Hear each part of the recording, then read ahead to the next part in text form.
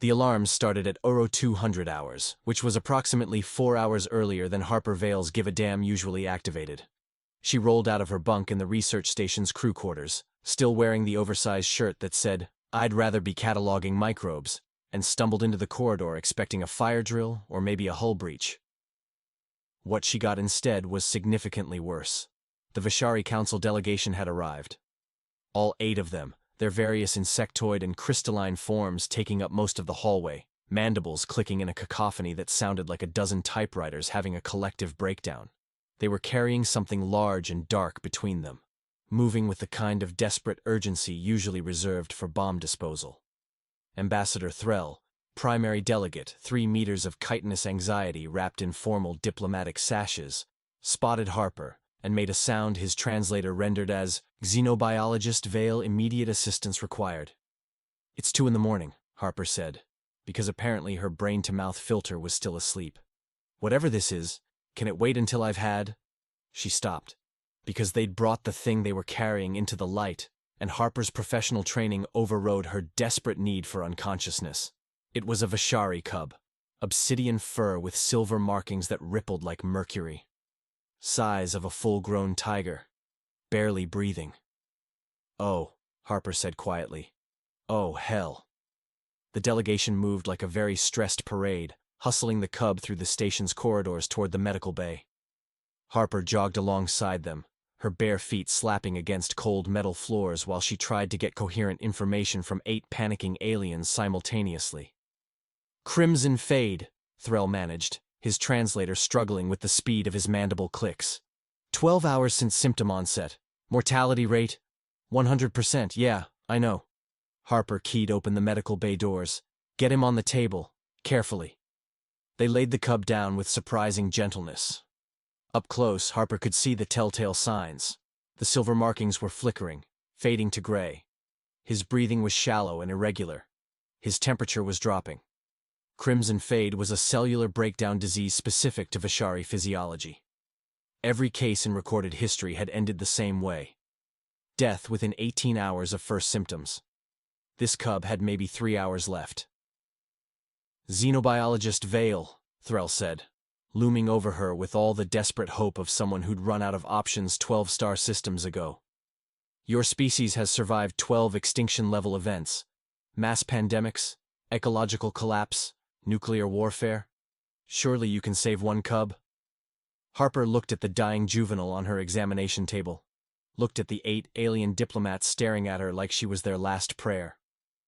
"I'm a xenobiologist," she said slowly. "I study cells and ecosystems. I'm not a miracle." "Worker. Please." Threll's mandibles trembled. "He is the High Matriarch's son, heir to the Veshari clans. If he dies—" "No pressure or anything," Harper muttered, already pulling up the station's medical database. "Right. Okay. Let me see what we've got." What they had, it turned out, was absolutely nothing helpful. Harper ran every scan in the station's arsenal. Cellular analysis, genetic sequencing, metabolic markers. The database spat back the same information every time. Crimson Fade, terminal, no known treatment. The cub's vitals were crashing in real time on the monitors. Heart rate dropping. Respiratory function at 40% and falling. Behind the observation glass, the Veshari delegation had started preparing death rites. Threll was reciting something in their primary language, a series of clicks and harmonics that the translator left alone out of respect. Harper stared at the monitors, stared at the cub, felt the familiar sensation of a problem she couldn't solve pressing down on her like atmospheric pressure. "This is stupid," she said to the empty medical bay. Then she started doing stupid things. IV fluids first. Basic saline solution, not designed for Veshari physiology but close enough that it might buy time. She placed the line, watched the cub's dehydration markers improve slightly. Warmth next. She cranked the bay's temperature up to uncomfortable levels, wrapped the cub in thermal blankets designed for cold weather research. The vitals steadied. Didn't improve, but stopped actively nosediving. Harper sat down heavily on a supply crate. "Okay," she said to the cub. "I've done everything I know how to do, which is apparently nothing useful. So now we're in your court, kiddo. You want to live? You're going to have to help me out here. The cub didn't respond. Obviously, he was unconscious and dying. But then Harper noticed something. When she'd been talking, giving him her running commentary on why everything she was doing was probably pointless, his breathing had changed. Slightly. Not much. But it had evened out, become less erratic. Huh, Harper said. She leaned closer. Started talking again. Random thoughts, stream of consciousness, the kind of rambling she usually reserved for voice logs when she was alone in the lab. The cub's heart rate ticked up. Just 2 beats per minute. But up. You've got to be kidding me, Harper breathed. She grabbed her data pad. Started reading her research notes aloud. Boring, technical, dense cellular biology that she'd been compiling for a paper no one would ever read. And the mitochondrial variance in extremophile bacteria suggests a parallel evolutionary pathway that could indicate. The cub's vitals stabilized further. Harper kept reading. Her voice went hoarse. She kept going. Behind the glass, Threll had stopped his death rites. Was staring. 2 hours later, the cub's heart rate had climbed to safe levels. His breathing was deep and regular. The silver markings in his fur had stopped fading. Threll entered the bay like he was approaching a religious miracle. What did you do? His mandibles moved slowly, carefully, like the wrong word might shatter whatever spell Harper had cast. Harper looked up from where she'd been reading about protein synthesis pathways. Honestly, no idea, but he's still breathing. Crimson Fade has no cure, no treatment, no survivor in recorded history. Yeah, well.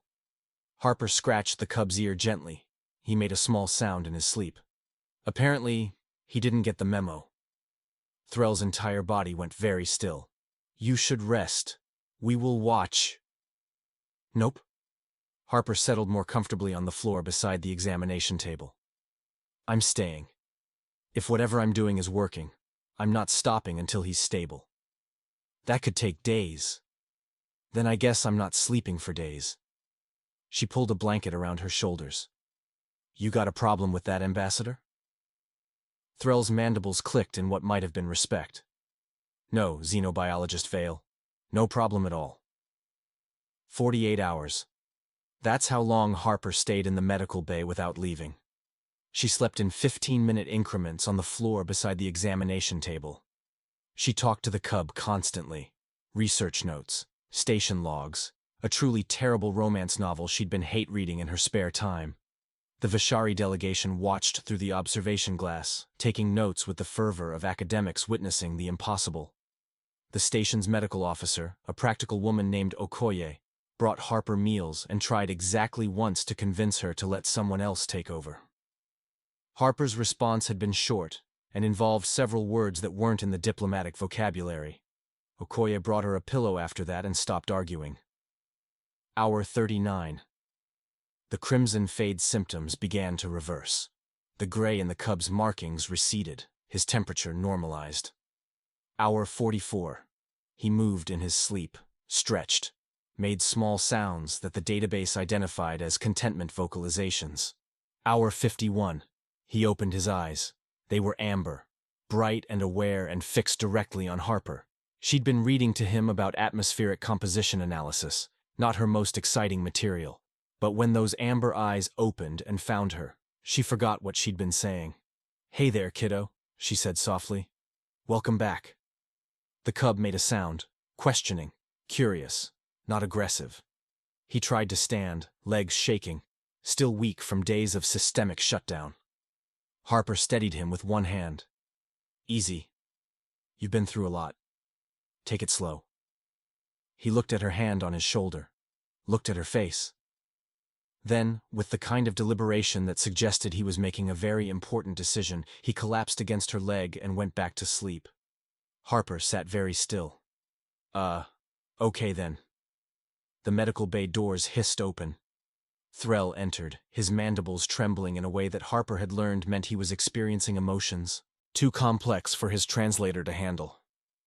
This is unprecedented, he said quietly. Crimson Fade has no cure. No survivor. No. Yeah, you mentioned that. Harper very carefully didn't move, afraid of disturbing the cub currently using her as a pillow. Well, apparently it does now. You're welcome. How? If I knew that, Ambassador, I'd write a paper and collect my awards. As it stands, I mostly just talked to him and hoped for the best. She paused. Does he have a name? He had not yet undergone the naming ceremony. He was too young. We were transporting him to the matriarch when the symptoms began. Threll moved closer, studying the cub with something that might have been wonder. He should be dead. But he's not. But he's not, Threll agreed. They sat in silence for a moment. The cub's breathing was steady and deep. Outside the observation glass, the rest of the delegation had gathered, watching. I should return to my quarters, Harper said finally. Get cleaned up. Eat something that isn't a protein bar. You can have your medical team monitor him. She tried to stand. The cub's eyes snapped open. He made a sound. Low. Warning. Not threatening Harper, but very clearly directed at the concept of her leaving. Whoa. Hey, it's okay. The cub stood, still unsteady, and positioned himself between Harper and the door. His ears were flat. His tail was low. Every line of his body said, no. Kiddo, I really need to, he growled. Threll took a step back. That is a defensive posture. He believes you are threatened. I'm not threatened. I just need a shower. The cub sat down directly in front of her, blocking her path. Harper looked at the cub, looked at Threll, looked at the observation glass where 8 Veshari diplomats were taking frantic notes. So, she said slowly, I'm guessing this is a problem. Threll's mandibles clicked rapidly. That depends on your definition of problem. Harper tried to move toward the door. The cub moved with her, staying between her and the exit. When she tried to sidestep, he mirrored her. Okay, new plan. Harper sat back down on the floor. I guess I live here now. The cub immediately relaxed, curled up beside her, put his head in her lap and went back to sleep. From the observation glass, one of the Veshari scientists made a sound that the translator rendered as unprecedented bonding behavior detected. Threll stood very still for a long moment. Then he said, in the careful tones of someone delivering very bad news, Xenobiologist Vale, I believe we may have created a diplomatic situation of considerable complexity. Harper looked down at the cub sleeping peacefully in her lap. The cub who'd survived the unsurvivable. The cub who now apparently thought she was the only safe thing in the entire universe. Yeah, she said tiredly. I'm getting that feeling too. Outside, the station's morning shift was starting.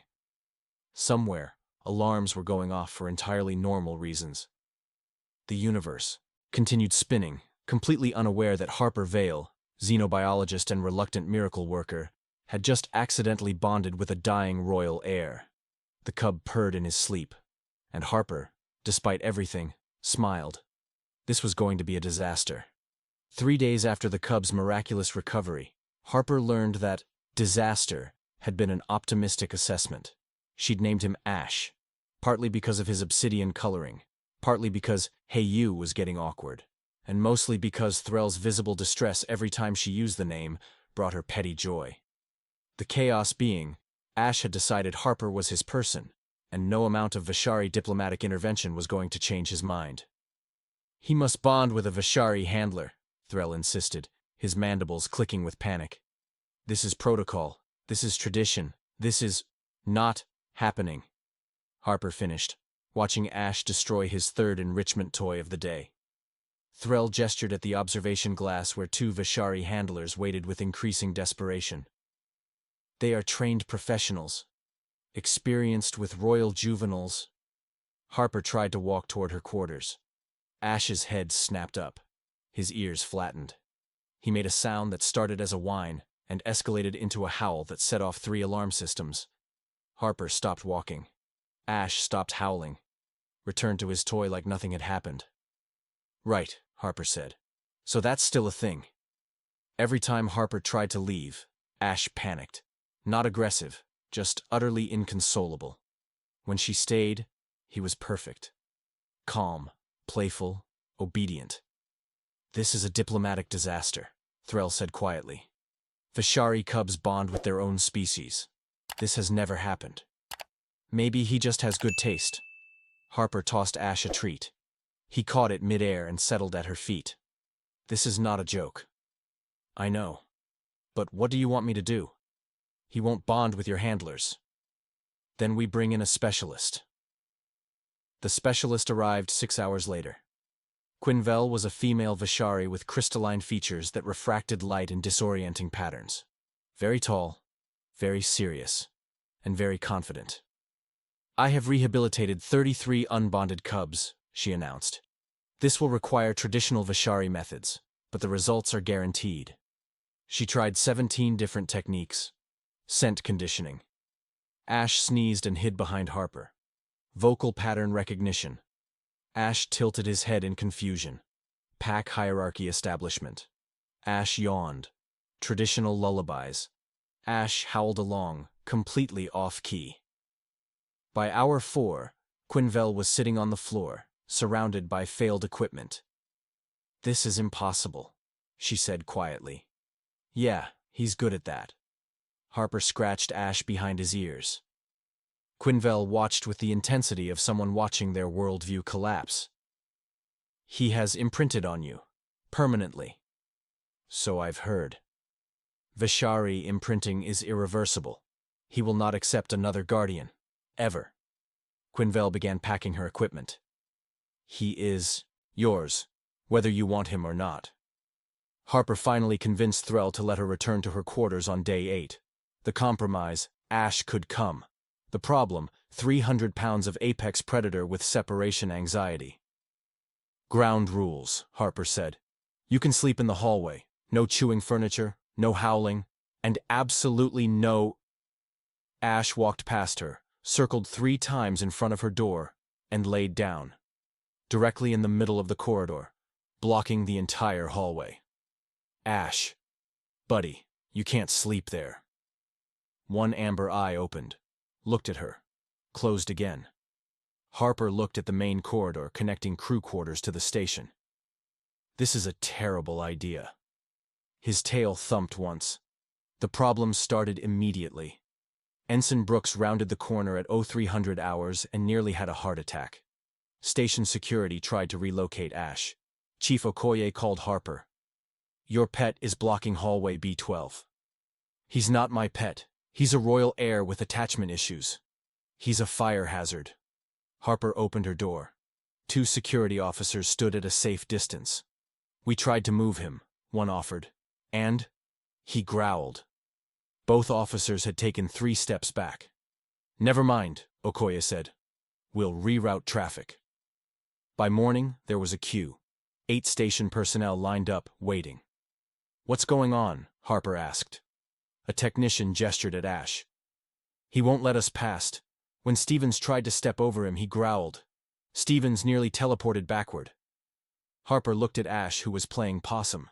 His tail wagged slightly. You are a menace, she told him.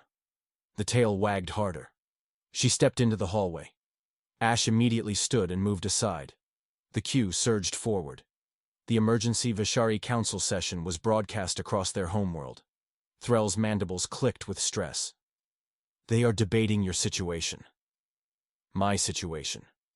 Ash is the son of the High Matriarch, next in line for leadership of the Veshari clans. Harper froze. I'm sorry. What? Did I not mention that? You did not mention that. The council session was not going well. 3 factions had emerged. The traditionalists wanted Ash forcibly separated and reconditioned. The pragmatists argued Harper had earned his loyalty by saving him. And the High Matriarch, Ash's mother, one of the most powerful beings in the galaxy, said nothing, just watched. What happens if they decide to separate us? Harper asked. Threll's mandibles went still. I do not know. This has never happened before. The summons arrived during dinner. Threll entered without knocking. The High Matriarch has spoken. Harper put down her fork. And? She wants to meet you. Personally. On the Veshari homeworld. The temperature dropped. No human has ever visited the Veshari homeworld. It is forbidden. But she has invoked the right of guardianship. You are summoned to present yourself and her son for judgment. Judgment. She will decide if you are worthy to remain bonded to Ash, or if the bond must be broken by any means necessary. Ash pressed against her leg, sensing distress. When do I leave? Harper asked quietly. Tomorrow. The matriarch does not like to be kept waiting. Harper looked at Ash, at his amber eyes watching her with complete trust. Yeah, well, she said. Neither did I. The Veshari homeworld loomed in the viewport, beautiful and terrifying, and Harper was about to walk into the throne room of the most powerful predator species in the galaxy, with their royal heir sleeping at her feet. This was definitely going to be a disaster. The Veshari homeworld was beautiful, in the way that apex predators were beautiful. Sleek, powerful, and absolutely capable of killing you. Harper pressed her face against the shuttle viewport as they descended through the atmosphere. Obsidian spires rose from forests of silver-leafed trees. The architecture was organic, flowing, built into the landscape rather than imposed upon it. Also, everything was enormous.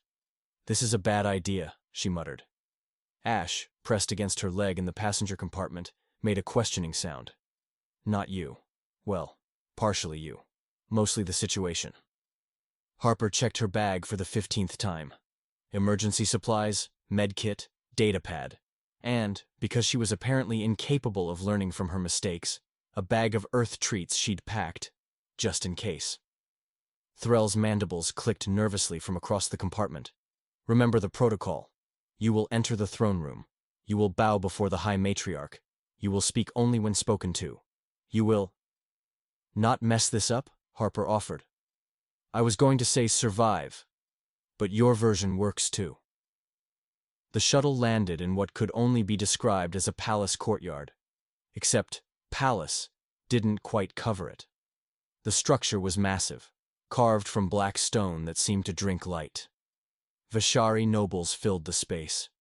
Dozens of them, all adult apex predators, all staring at the shuttle with the kind of intense focus usually reserved for prey.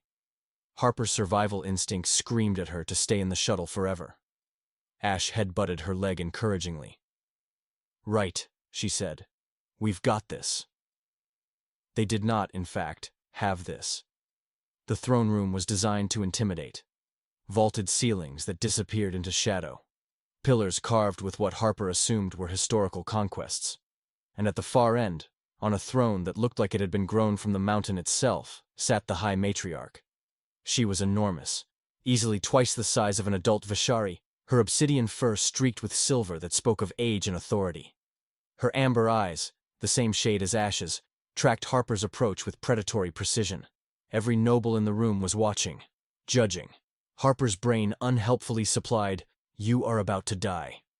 Threll had drilled the protocol into her head. Enter. Bow. Wait for acknowledgement. Do not make eye contact. Do not speak first. Do not, under any circumstances, do anything that could be interpreted as a challenge. Harper took 3 steps forward. Ash, excited to be home, bounded ahead. Harper tried to follow, maintaining dignity. Her boot caught on Ash's tail. She stumbled, overcorrected. The bag of treats slipped from her shoulder. And Harper Vale, xenobiologist and diplomatic disaster, face-planted in front of the High Matriarch of the Veshari clans. Jerky went everywhere. For exactly 3 seconds the throne room was silent. Then Ash, seeing treats scattered across the ceremonial floor, made the only logical choice. He devoured them. All of them. Tail wagging with the enthusiasm of someone who'd just won the lottery. The entire court gasped in horror. Harper, still on the ground, had exactly one thought. Well, this is how I die. Then the matriarch laughed. It was a deep, rumbling sound that started low in her chest and filled the throne room like distant thunder. Her entire frame shook with it. You are either very brave or very foolish, human, she said. Her voice was rich, layered with harmonics that the translator struggled to capture. Harper scrambled to her feet. Can I pick both? The matriarch's eyes glinted with something that might have been amusement. My son seems to think you are worth keeping. I am... Curious why. That makes two of us. More laughter from the nobles now. Threll looked like he was going to molt from stress. The matriarch stood. The movement was fluid, powerful. Every predator instinct Harper possessed told her to run. She stayed. "You saved my son when our medicine failed," the matriarch said, descending from her throne. "You have bonded with him in a way our people claim is impossible. You stand before me now, clumsy and small and utterly unsuited for survival." She paused. "And yet here you are." "Here I am," Harper agreed, because what else could she say? "If you wish to keep him, you must prove you understand what he is." The matriarch circled Harper slowly. "Not a pet, not a companion, a Veshari, an apex predator, heir to the clans. I know what he is." "Do you?" The matriarch stopped in front of her. "Then you will not object to the trial of kinship." Harper's stomach dropped. "Trial? You will hunt with my son, survive 3 days in the Thornveld wilderness, return together, or not at all." The throne room went silent again. Harper looked at Threll. His entire body language screamed, "This is very bad." "What's the trial involve?" Harper asked, trying to sound calm. "Paperwork? I'm great at paperwork."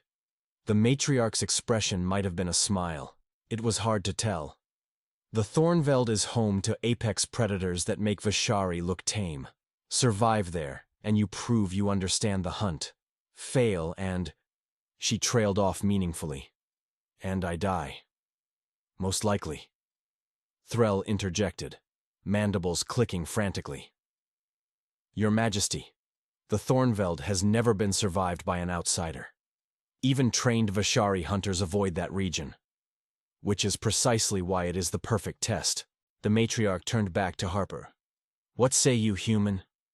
Will you hunt with my son?" Harper looked down at Ash. He was currently trying to lick jerky residue off the floor, completely oblivious to the fact that his human had just been challenged to a survival trial that would probably kill her. "So," Harper said slowly, "camping trip. Got it." The matriarch's laugh shook the throne room again. They gave her 4 hours to prepare. Harper spent it with Threll, who was alternating between panicked planning and what looked suspiciously like preparing her eulogy. "Minimal supplies," he said, pacing. "No weapons, no advanced technology. You will have a basic medkit, water filtration, and emergency beacon." Emergency beacon sounds good. "It only works if you survive long enough to activate it." Less good. Quinvelle arrived with supplies, her crystalline features dim with concern. "No human has survived the Thornveld," she said quietly. "They are testing whether you deserve to die with him." "Well, that's encouraging." "I am serious."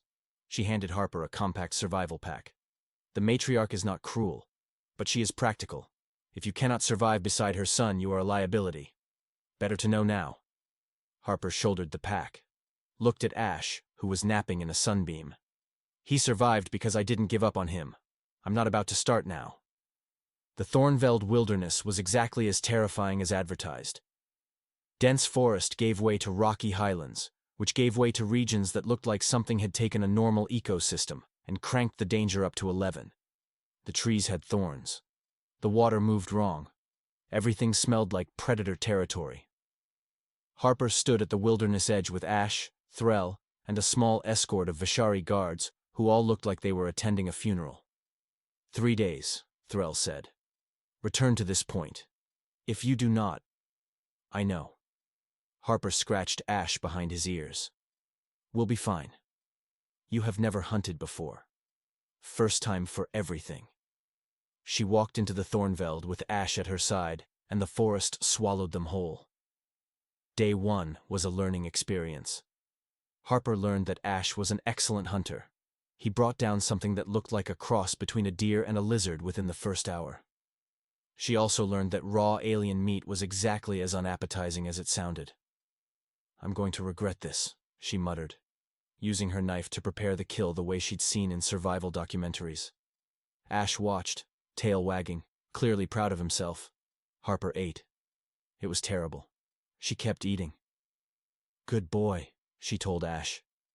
"You're keeping us alive." He licked her face. Day 2, they encountered the Thornveld Ripper. It came out of nowhere.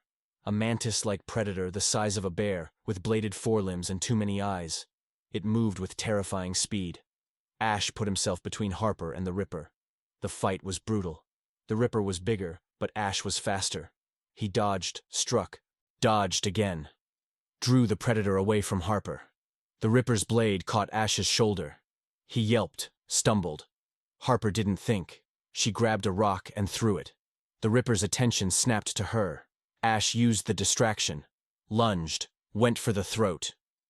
The Ripper went down. Ash limped back to Harper, bleeding from the shoulder wound. "Hey, kiddo." Harper's hands shook as she opened her med kit. "You did good. You did so good. Now hold still." She cleaned the wound, applied synthetic tissue adhesive, wrapped it in sterile gauze, talked the entire time, rambling about nothing, about everything, keeping her voice calm and steady. Ash leaned into her, purring despite the injury. "We're okay," Harper told him. "We're going to be okay." Day 3, they walked back. Both of them exhausted, covered in mud and blood and things Harper didn't want to identify. But alive. The escort was waiting at the wilderness edge. Their expressions shifted from surprise to something that might have been respect. The matriarch met them at the palace gates. She looked at Harper, at Ash, at the makeshift bandage on her son's shoulder. "You did not hunt," she said. Harper straightened. "We survived together. You protected each other. That's what family does." The matriarch circled them slowly, stopped in front of Harper. "That is the Veshari way. Not dominance, not conquest. Survival through bond, through pack." She placed one massive paw on Harper's shoulder. "You understand what he is. Does this mean I pass? It means you are clan now." The matriarch looked at Ash with something that might have been pride. "And my son has chosen well." The formal ceremony was held that evening. Harper, still covered in wilderness grime, was brought before the assembled Veshari council. The matriarch spoke in their primary language, complex harmonics that the translator rendered as ancient ritual phrases. Then, in standard language, Xenobiologist Harper Vale is recognized as bonded guardian to Prince Ashvaril. She is granted clan rights. She is granted voice in council. She is Veshari. The throne room erupted in clicking harmonic approval. Threll leaned close. "You are the first human with legal rights in Veshari society. That's good, right? It is unprecedented, potentially politically catastrophic, and absolutely going to trigger a galaxy-wide crisis." Harper looked down at Ash, who was leaning against her leg, tail wagging. "Yeah," she said tiredly. "That tracks." Somewhere in the galaxy, the Galactic Council was about to lose their collective minds. But in the Veshari throne room, Harper Vale had just become family, and that was going to change everything. The news hit the Galactic Council like a diplomatic meteor strike. "Human granted Veshari clan rights," screamed the headlines across 40 star systems, followed immediately by "interspecies bonding achieves impossible status." And Harper's personal favorite, "Xenobiologist accidentally becomes alien royalty." She found out about the galaxy-wide panic while trying to work in her lab. Ash had claimed the floor space beneath her workstation as his personal napping zone, which meant Harper had to step over 300 pounds of sleeping apex predator every time she needed supplies. It was inconvenient. It was also the best part of her day. Threll burst through the lab doors without warning, his mandibles clicking at frequencies that suggested imminent cardiovascular failure. "You have created a diplomatic incident of unprecedented scale," he announced. Harper didn't look up from her microscope. "Good morning to you too, Ambassador. 3 species have formally requested human bonding specialists to assist with their juvenile populations. 2 others are demanding humans be classified as dangerous empaths and quarantined from interspecies contact. The Galactic Council has been in emergency session for 18 hours. Huh. Harper adjusted her sample slide. "That sounds stressful." "Stressful?" Threll's carapace flashed through 6 colors. "Harper, you are the first human to be granted legal rights in a non-human civilization. You have fundamentally altered the political landscape of the galaxy. How are you this calm? Because I didn't do anything except not let a kid die. Harper finally looked up. How is that controversial? Ash, disturbed by the raised voices, lifted his head and made a questioning sound. It's okay, buddy, Harper told him. Threll's just having a moment. The cub went back to sleep. Threll stared at them both. The council wants to speak with you. Tell them I'm busy. They are offering you a position. That got Harper's attention. What kind of position? Chief Interspecies Bonding Specialist. You would work with species across the galaxy who have juveniles deemed unbondable or unsuitable for traditional rehabilitation methods. Harper blinked. So I'm a galactic animal therapist now? You are a bridge between species. A diplomatic asset. Threll pulled up a holographic contract. Full resources, unlimited travel authorization, diplomatic immunity, and a salary that would make most planetary governors envious. Harper looked at the contract, looked at Ash, who'd woken up and was now trying to fit his entire body into her lap despite being far too large for such activities. Fine, she said. But I'm bringing him. That was never in question. The new diplomatic station was state-of-the-art, custom habitats for dozens of species, medical facilities that made her old research station look like a closet, and quarters that were, by Harper's standards, absurdly luxurious. Ash hated his custom habitat. It was perfect for a Veshari, climate-controlled, enrichment activities, sleeping platforms designed by experts. He tolerated it for approximately 6 hours before returning to his preferred sleeping location, directly in front of Harper's door. 6 months into her new position, nothing had changed. Harper stepped over Ash on her way to the kitchen. Again. Like she did every night. Like she'd probably do for the rest of her life. You know you have a perfectly good bed, right? She said, filling her water glass. Ash opened one amber eye. Looked at her. Yawned. Yeah. That's what I thought. Harper crouched down, scratching behind his ears. Stubborn. His tail thumped against the floor. The success rate of Harper's program was, according to the very excited xenobiologists studying it, unprecedented. Juveniles from 18 different species had come through her care. Creatures deemed unbondable, aggressive, or unsuitable for traditional methods. Harper treated them all the same way she treated Ash, with patience, attention, and the fundamental assumption that they mattered. The academics lost their minds trying to explain it. Pheromone theories, psychic bonding hypotheses, genetic compatibility studies. 3 separate papers proposed that humans possessed some form of empathic projection that overrode predator instincts. Harper's official statement to the research community: I just treat them like they matter.